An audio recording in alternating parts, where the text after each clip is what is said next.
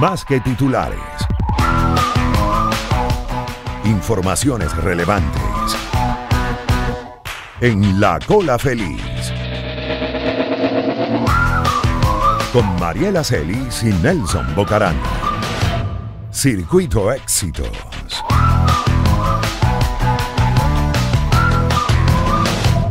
Amigos, con mucho placer vamos a dar la bienvenida para una entrevista al doctor Carlos Torres Viera. El doctor es médico venezolano, graduado en la Central, especialista en enfermedades infecciosas en el South Miami Hospital, el Homestead Hospital. Está hablando con nosotros desde el West Kendall Baptist Hospital porque, bueno, la angustia global vuelve a crecer. Creció, bajó la angustia, creció de nuevo ahora con este rebrote y sobre todo por el no llegar todavía a la vacuna, ciertamente, como hay que esperar más tiempo. Entonces yo creo que todo esto ha ayudado a que haya de nuevo rebrote, no solo el virus, sino las angustias de la gente. Y quisiera, doctor, que usted que está, además tiene 18 años allá afuera, se graduó aquí, hizo posgrados, todo, y me estaba contando bastantes amigos, bastantes colegas venezolanos por allá, nos diga realmente cómo está esta situación con las vacunas. ¿Qué sienten ustedes allá? ¿Qué intuyen? ¿Qué han oído? ¿Qué se sabe de cuándo podemos tener una vacuna y cuándo puede bajar también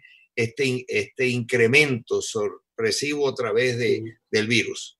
Mira, lamentablemente, obviamente, hay ciertas vacunas en formación, en preparación.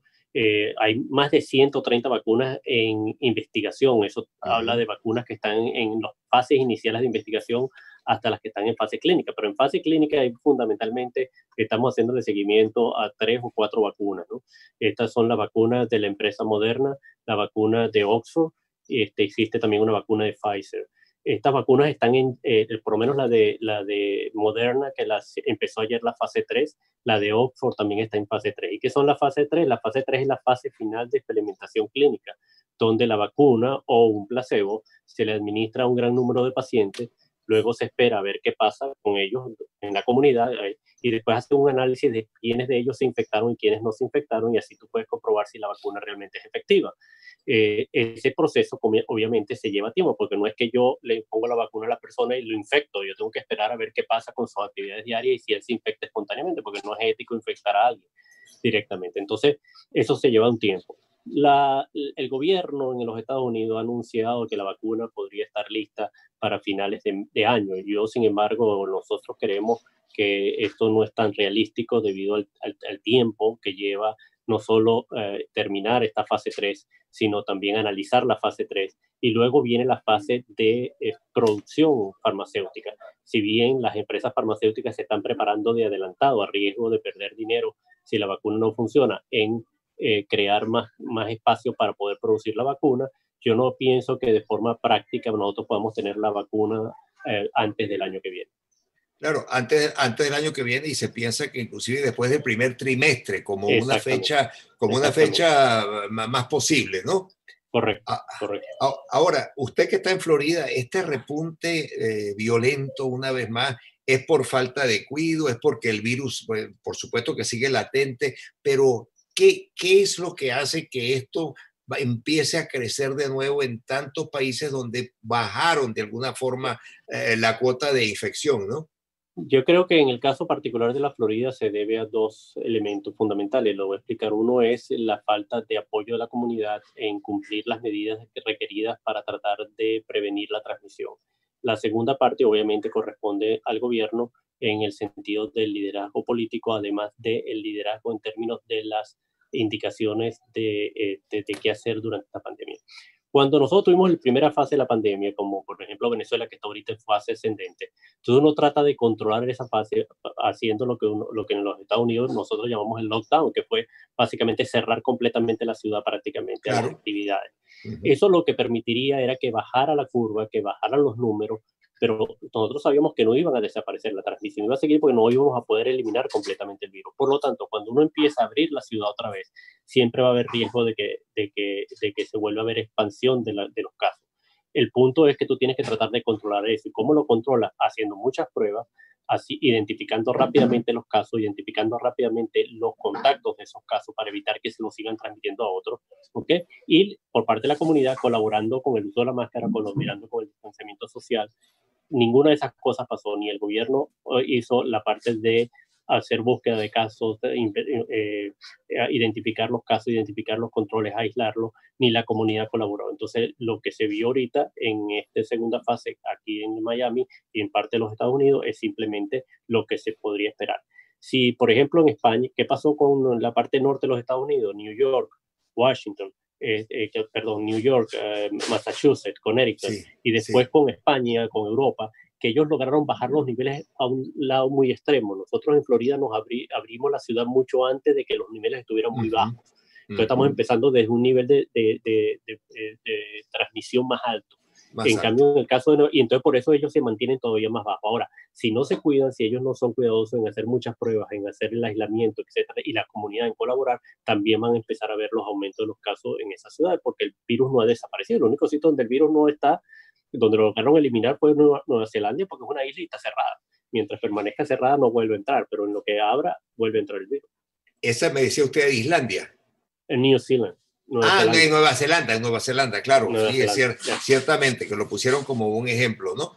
Amigos, seguimos conversando con el doctor Carlos Torres Viera, médico venezolano graduado en la Central, especialista en enfermedades infecciosas en el South Miami Hospital, Homestead Hospital, hoy está en el West Kendall Baptist Hospital. ¿Y qué más se puede hacer, doctor, para hacer que la gente entienda? Porque ciertamente el virus sigue. Y una pregunta que tenía es, aquí se habla mucho en Venezuela, pues la demora para dar las respuestas a las pruebas, pero también he visto que en algunas partes de Estados Unidos se han demorado la entrega de las pruebas. Sí, desafortunadamente en los Estados Unidos se ha demorado. Bueno, cuando nosotros empezamos la epidemia hace unos meses, no teníamos pruebas, o sea, empezamos muy mal Sí. parados, ¿no? No teníamos pruebas. Después hemos incrementado nuestra capacidad de hacer pruebas, pero sin embargo sigue siendo limitada en ciertas áreas y todavía en zonas, sobre todo fuera de los hospitales, puede tardar hasta 48 horas, a veces un poco más en dar los resultados. Entonces, eso obviamente no es algo que nos beneficie, porque nosotros realmente necesitamos identificar a los pacientes muy rápidamente y a sus contactos para poder aislarlo y evitar que ellos se lo transmitan a otros. La otra parte, lo mencionaba usted también, tiene que ver con la colaboración de la comunidad. Cuando empezamos a abrir la ciudad, la comunidad interpretó como que se hubiera acabado la pandemia y entonces la gente se empezó a reunir con los familiares, se empezó a hacer fiestas, empezó a hacer reuniones en restaurantes y por supuesto eso facilita la transmisión. La gente fue muy poco consecuente con el uso de la máscara, muy poco consecuente con el distanciamiento social y eso tiene que ver también un poco con la actitud política que ha habido en el país. El país se ha politizado mucho el aspecto del uso de la máscara, del uso de las prevenciones sociales, etcétera, y entonces ha derivado en esta rencilla política que no nos ayuda nada desde el punto de vista científico para controlar la epidemia. Ahora, las apuestas, se ha hablado mucho, por supuesto, de estas reuniones, de lo que fueron el fin de semana del Memorial Day, que luego a los 15 días o 3 semanas ya tenía un incremento. ¿Hay forma ahora, si hay formas de controlar de alguna forma esa propagación? ¿Hay algo más para el distanciamiento? Hasta la Organización Mundial de la Salud, que en un momento no pensó ese contagio a distancia, ahora son de los primeros que están reconociendo que las partículas duran más tiempo y llegan más lejos que lo que pensábamos. ¿Es así? Bueno, es en parte así, o sea, pero sigue siendo en sitios básicamente en situaciones particulares y especialmente en sitios cerrados. O sea, mientras nosotros estemos afuera, no tiende a pasar tanto. De hecho, fíjate que aquí en los Estados Unidos hubo esas manifestaciones masivas Sí.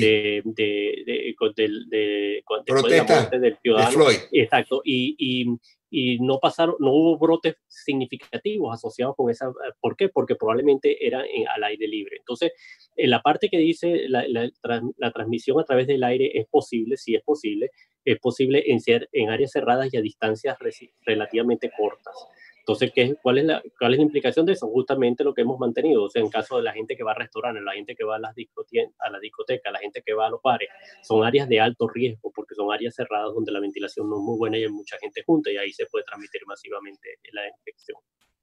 Ahora, recomendaciones pedimos todos los días, las recomendaciones que ustedes ya conocen, han repetido insistentemente en estos 4 meses de cuarentena, pero nunca está de más volverle a decir a la gente, y sobre todo en boca de médicos especialistas y seguros de lo que están haciendo desde hace tanto y arriesgándose tanto, porque también esa es otra pregunta que le tenía y se me había quedado en el tintero, doctor, que es los contagios en muchas partes del mundo de médicos y todo el personal que va, desde el policía que atiende la primera llamada hasta los enfermeros que los llevan y luego pues los médicos que los intervienen. Sí, el personal médico, personal del dentista, personal médico en general, personal de enfermería, el personal de policía, todos son alto riesgo porque estamos interactuando con gente y muchas veces interactuamos con gente. Acuérdate que este virus se empieza a transmitir antes de empezar a manifestar enfermedades, Sí. dar manifestaciones clínicas. Entonces mucha gente que parece que estuviera sana pudiera transmitírselo a esos policías, etcétera, cuando ellos los están atendiendo. Entonces siempre somos alto riesgo. En el caso de los médicos y las enfermeras, porque además estamos constantemente evaluando pacientes con COVID, entonces la probabilidad de infección es más alta. Las recomendaciones han sido las mismas. La única recomendación que quizá cambió un poquito, que al principio tenemos que reconocer que no estábamos muy satisfechos con la idea, pero después entendimos y la data actualmente nos dice que es así, es el uso de la máscara. Recuerden que al principio nosotros no recomendamos el uso de la máscara en la comunidad, sino en los hospitales. Y después entendimos con la data que se ha generado a través de esta pandemia que realmente el uso de la máscara en la calle, el uso de la máscara en sitios cerrados cuando hay aglomeración de gente, etcétera, ayuda enormemente a prevenir la transmisión. Entonces, la recomendación es el uso de máscara constantemente cuando usted esté en proximidad de otras personas, mantener la distancia social de los 2 metros por lo mínimo, lavarse las manos. Esas son las recomendaciones básicas y evitar los sitios cerrados con poca ventilación y evitar las grandes aglomeraciones de gente. Aparte de eso, ¿qué hace un médico como usted que está tratando con la gente enferma? ¿Hay algo adicional? Mira, no, bueno, nosotros usamos protector de la cabeza, utilizamos el protector de los ojos, utilizamos la máscara, que es una máscara especial que se llama N95. Sí.